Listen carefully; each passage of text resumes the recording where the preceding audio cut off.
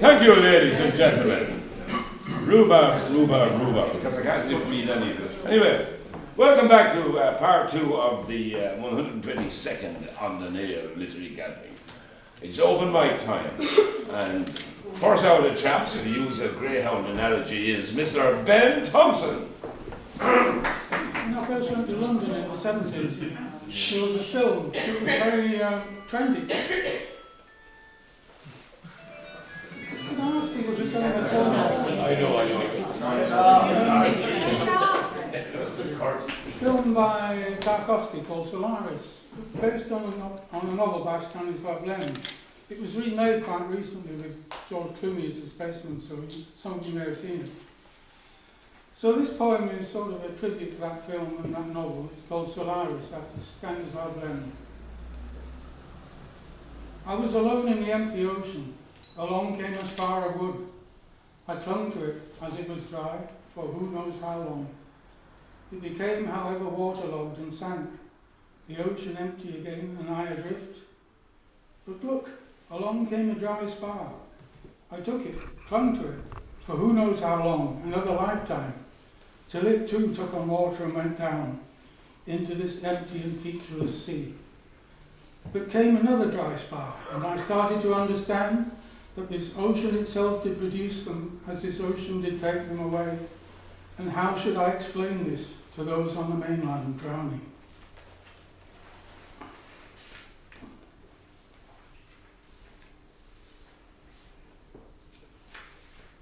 This is something quite different. In 1988, me and my partner at the time had a premature baby who lived for about a month. So this poem is called Inside the Whale, for Jonah Porter, 20th July, 22nd August 1988. You opened your eyes. Small fish flickered in the pool and were lost again in the deep. Little figure, struggling with your wooden lungs, up the hill towards your Calvary. What messages reached you from our world? Touch? Music, perhaps? The shining light, faces crowded round your cot you could not see. Christ said all exists through the grace of God. Hui Nang said nothing exists. Heisenberg said everything almost certainly doesn't exist. We live on a branch of rock improbability. We are its smallest unfolding leaves. Given enough time and emptiness, no possible story that can't be written somewhere.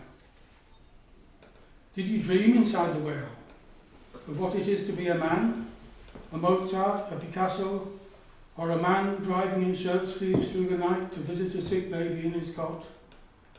Did you dream even of what it is to be loved, to be belched up by the whale, to be beached on a warm breast between a pair of loving hands? To be a man is to be twice shipwrecked and left awake upon the sands. Your face, when we saw it first in death, seemed old and pinched and sad, as if to say, forgive me if I can't be beautiful, can't be the one you wanted after all. My fear is that you knew you had to fight for love, and that to fight and win was all your strength. You won, but it was all you could do. And then you picked your time. Did you know she was there, your mother, outside the whale? Pricked in the hands and feet and side, you left us all you had for testament, your sad grey face. Forgive us, Jonah, as we forgive you. You were a warrior. You won everything except life, which is a painful fit between two sleeps that neither trouble us, but which is conscious in the depths. Why else should the heart beat? Why else the sad grey face? And now it has been arranged. There is an entry in the book for our last meeting, and there is time now to wander a while these leafy avenues. No one has come with us, but a black car picks its way among the graves, bringing a coffin smaller than any I have ever seen, small and white like a starched sailor cap. A single stranger is pallbearer. He places it before the fire, and we wait for the doors to open, for the plinth to move. And then I understand that they are waiting. The strangers from the black car are waiting for us. This is our moment of farewell.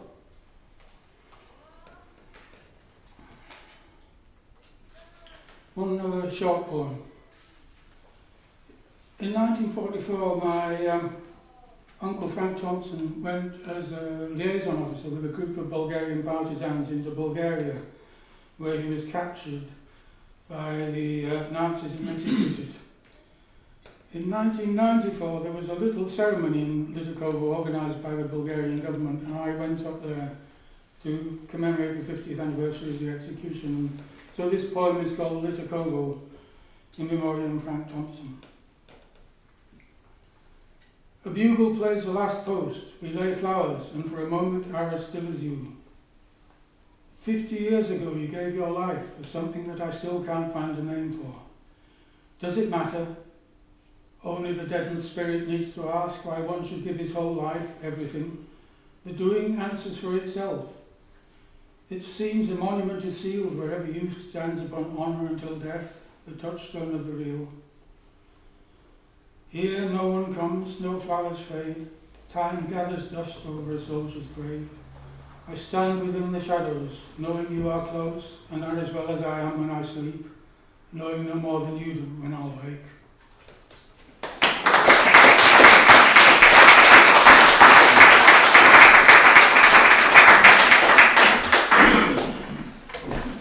Ben Thompson.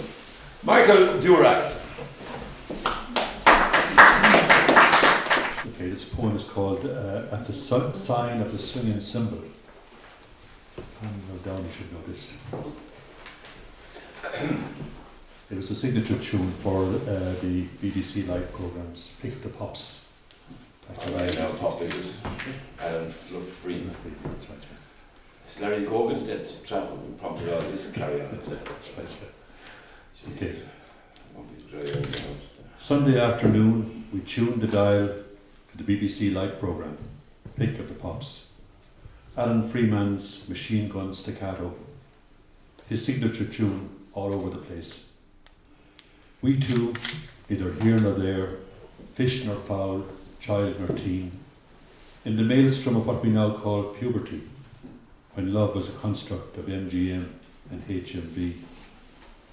The world was a dangerous place, the Cold War threatening to trade its ice for the element of all-consuming fire.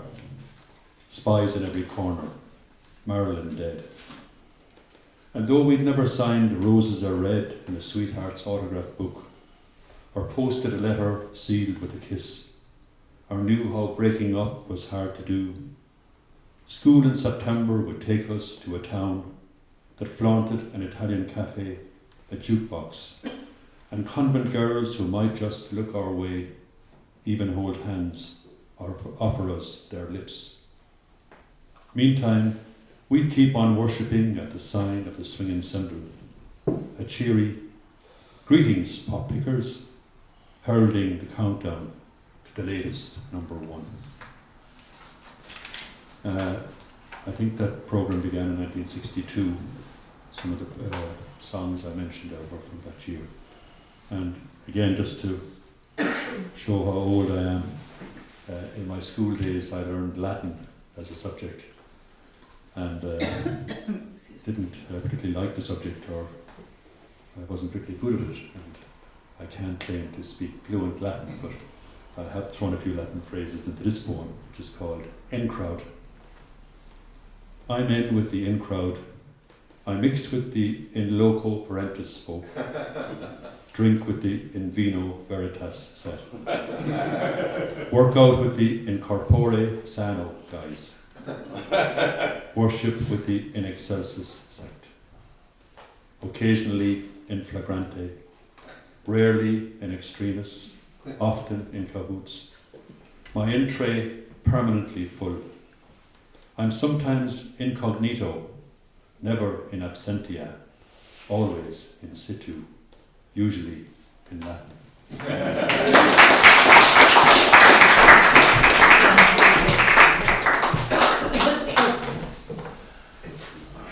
That was Michael Durack, straight from the Latin Quarter of Burr Hill. Cora Peters. My friend Terry Murray. In the shadow of the whiskey wood, we virgins gathered. We spoke of friendship and how ours would endure, and we settled in the scorching dust. There, amongst the ghosts and the photographs, we spoke softly of siren songs and dark and troubled souls, and the lure of witchcraft and lust. We raised our glasses to the ancient oracles that feared your trade, and we drank and danced and laughed. Now, safer, stronger, bolder, your words became poems, and the people gathered to hear, beloved Terry, a gentle refugee from over trouble's border. Now, your February face, lean as an El Greco painting, speaks sadly of only yesterdays and one sorrowful tomorrow. You smoke a cigarette. Then I swaddle your tiny frame in bed and kiss your forehead, tenderly as I would a child, my soul collapsed with sorrow. Today I see you, lit by a sheaf of sunflowers, and hear your voice, and I remember your smile from when your cheeks were full and fat, and I remember the madness and the laughter and the rare old times, and I remember you singing and dancing in a flowery hat. Thank you.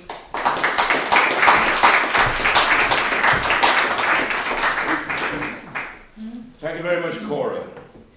John Pinchsmith. Thanks, Tom. Tonight, I'm reading a piece that I wrote in 2010 about one of two films that I watch each year near Christmas. The first film, on Christmas Eve, is the so haunting A Christmas Carol, starring George C. Scott. The second I watched on 6 January, set on that night. Here's the poem, Feast of the Epiphany, 2010, and it's dedicated to the actor Donald Donnelly.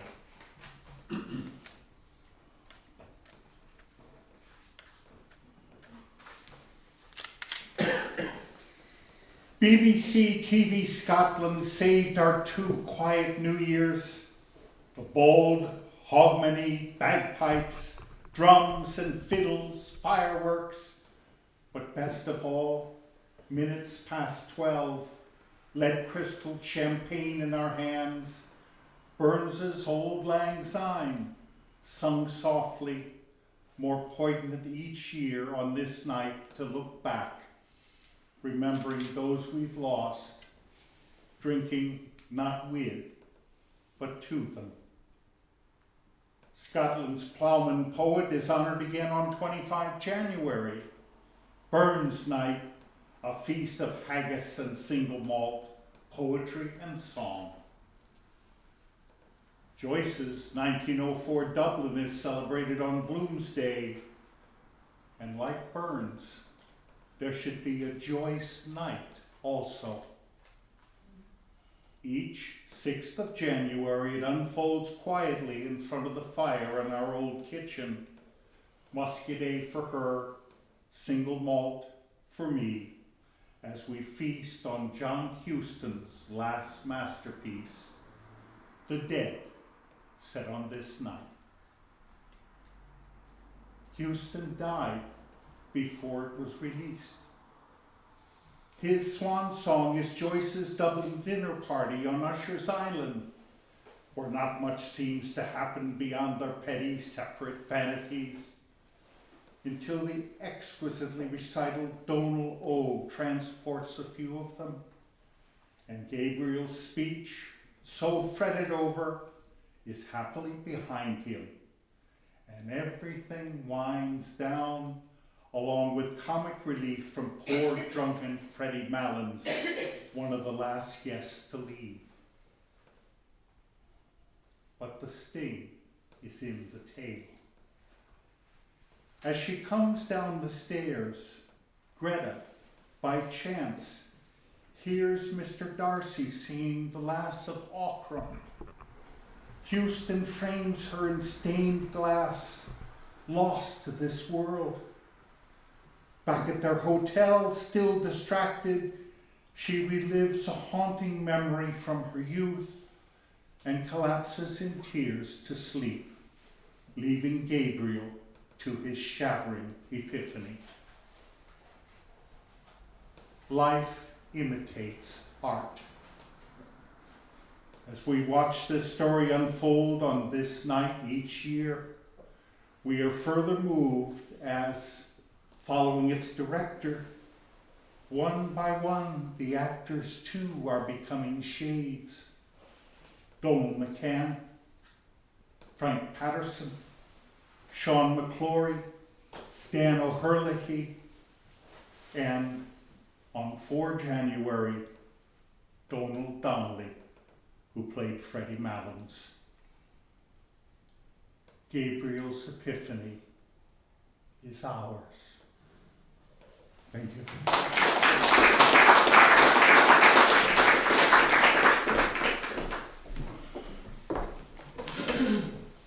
Thank you very much, John Pinchmith. Now we have Kieran Bevan. And rather than the keyboard, and I had forgotten how nice it is to just scribble away with a pen. So I hope I can read my writing. This is called April Sky.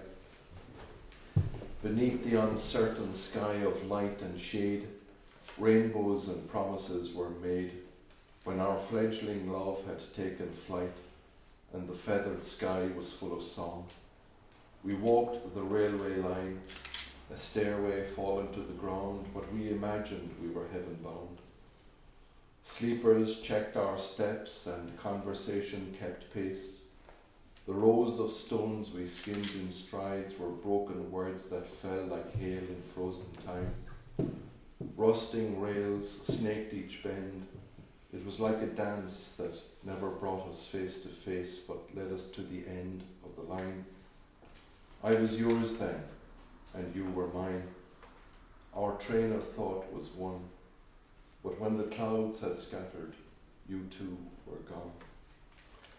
Just one other poem called Solitaire. When you sat strategically in the cathedral, cold as the granite column behind your back, did you remember the fellowship of the ring? How and when I bought that solitaire and why? When they buried him beneath the ivy tree, there were no berries on its boughs to feed the birds, and I was hungry too for words. Did you recall at all our sacred vows as we stood silently beneath the clouds apart? Perhaps words will come like flowers in season when it ceases to be winter in your heart.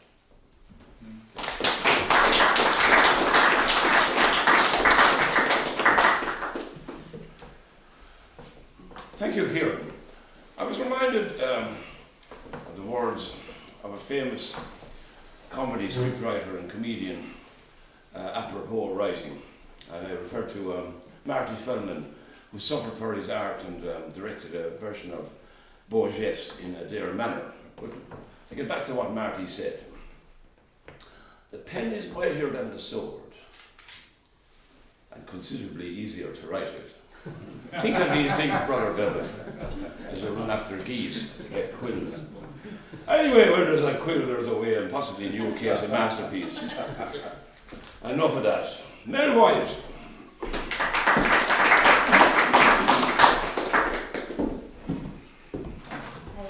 So this is a very recent poem that I wrote today, so it's very unedited.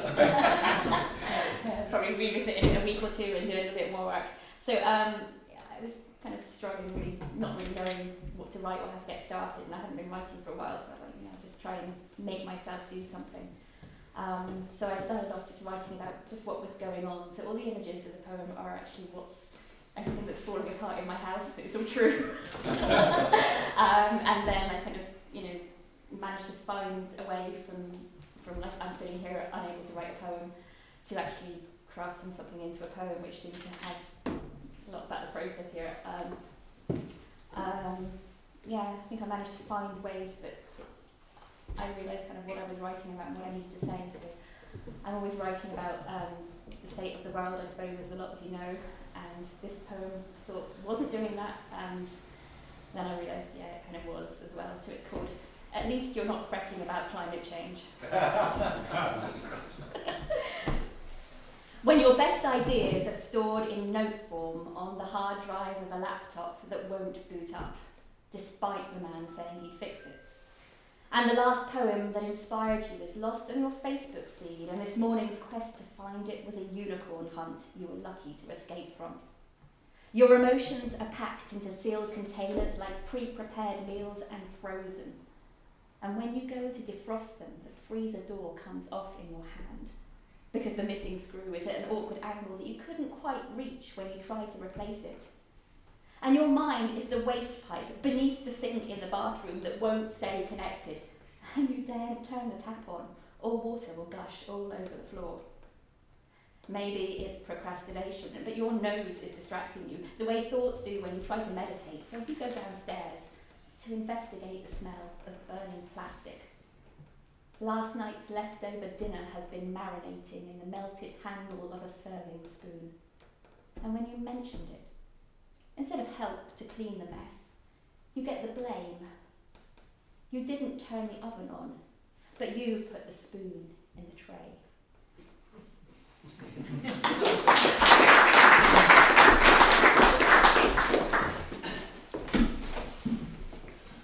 A fascinating extract from the maelstrom that is Mel White's life. She paid me to say that, actually. But not what you can do with a fiver these days. But moving swiftly on to a new recruit to the standing army of 10,000 poets. Georgia Power. I've never read any of my works before, so I'm quite nervous, so excuse the stuttering. The first one I'm going to read is about my visit to Thor Ballylee, which was once Lake's, where he used to reside. To walk to the tower was a beautiful feat. Trailing below the twittering birds at song, every rock crunching underneath my feet as the pavement carried me through and over the bridge to where it can be seen.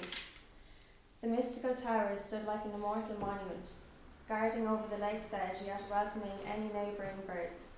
For a spectacle so grand, I could sense such warmth. I wondered, might it be you there, flowing energy through the air and into the hearts of any visitors? As the turf burnt in the pit, I could feel myself transcending time and into a vegetable garden. Alongside you, murmuring lines of gibberish and hooting at the patch, a scoundrel of a man with vivid ideas and googly glasses, through which the tower was brought to life. A castle built for George. However, on visiting, I felt as if it was me whom it had been meant for. Sitting on your window's ledge, I can sense you gazing at me, with wondrous eyes of delight and filigree. May I have been one of your many muses, or perhaps turned your eyes with my words. It cannot be said with definite command. However, on my visit, I felt part of your world. So that's my first one. And the next two, they're not too long, I won't talk to you. But my mum passed in 2013, so these ones are about my mum, and the first being about grief and how crippling it can be. What was once said to be a paltry thing carries one through night and day, a sequence of passing scenes. Within it cannot be denied, there lay a flame igniting fires and hauling smoke, choking, restraining its advocate's hope. Upheaving emotion from present to past, carried by waves of ghosts, swooping coldly through every limb, crippling, decaying its host at whim. It's been said that the barriers may help to protect the core and its insatiable hunger for pain and thriving off grief, tearing down walls, manipulating, ultimate defeat. Keyholes exist in all humans' eyes, gaping pools of truth and lies. The openings to our souls and to our core, how can a barrier restore? Restore strength within the gaping creek where once a paltry heart used to beat. Bereave me of this pain and extinguish my flame. The last one is probably a bit lighter than that one.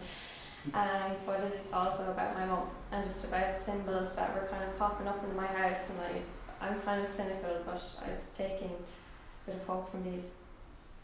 Could it be you there, sitting on the chair, or was it me who had left the indent there? A mind playing tricks on me. Did you leave the white feather on the floor? You know the one that's there by the door. My cushions are sealed, I could swear of that. No white goose feathers in my second-hand doormat. I checked all the blankets, no feather stuffing. Maybe it's my mind giving nothing to, well, nothing. A measly little feather lying by my door, but I refuse to move it or to mop that area of the floor. On that note, I must ask about the butterfly, wide-winged and vulnerable, lying by my windowside. I had not opened the windows that day, and it was not there that morning. Was it you who left the little creature in, a way to show your yearning? Yearning to see me or to let me know you're around, as you can no longer speak or utter a sound. Just so you know, I left the butterfly out. I think it was dying to escape and flap about. Slightly like me amidst the grief, tugging, pulling and depriving me of sleep. I'll keep my eyes peeled for your funny little signs, whether an extension of your love or I'm losing my mind. But if you're about Mum and wanting to show it, keep passing through until my final breath goes with.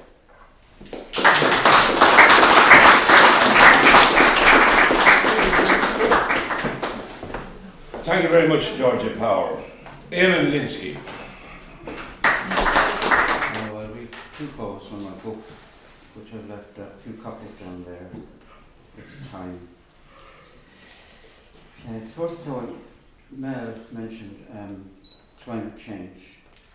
It's kind of fashionable, taken away. But this is a poem I wrote about, it's sort of on that subject. There are many demonstrations, quite rightly of course, and people have a placard that says, there is no planet B.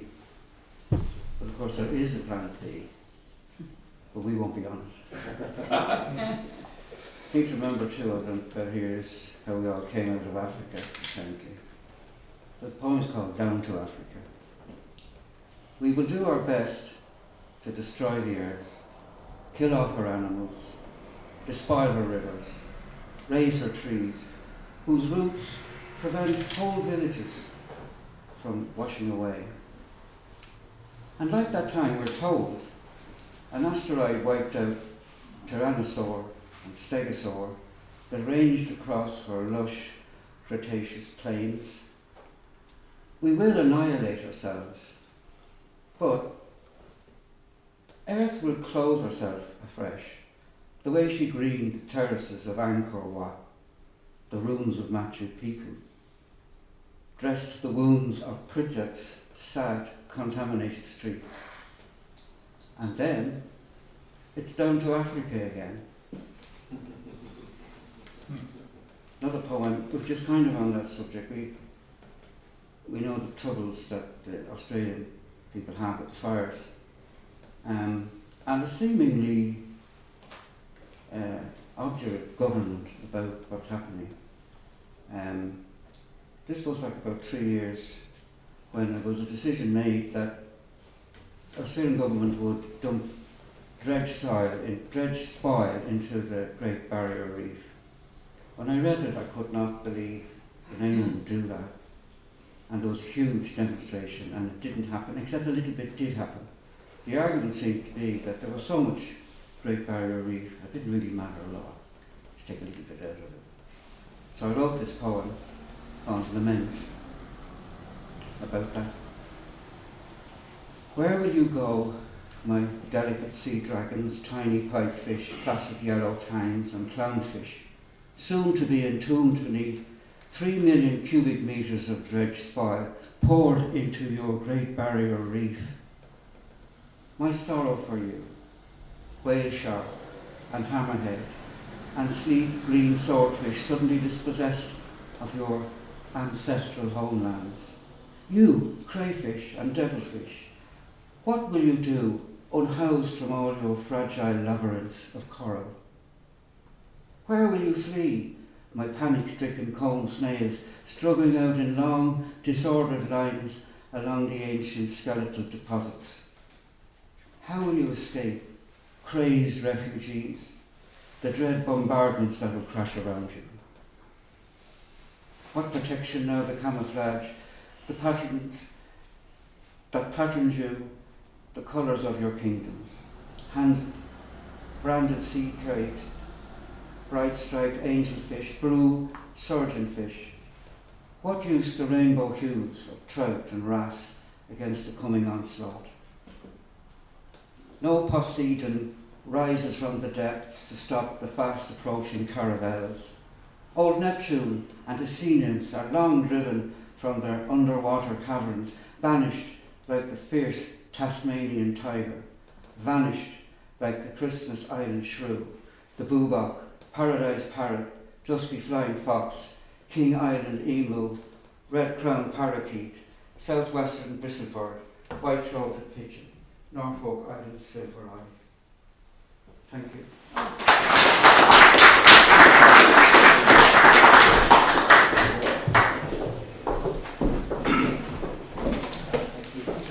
Thank you very much, Eamon Linsky.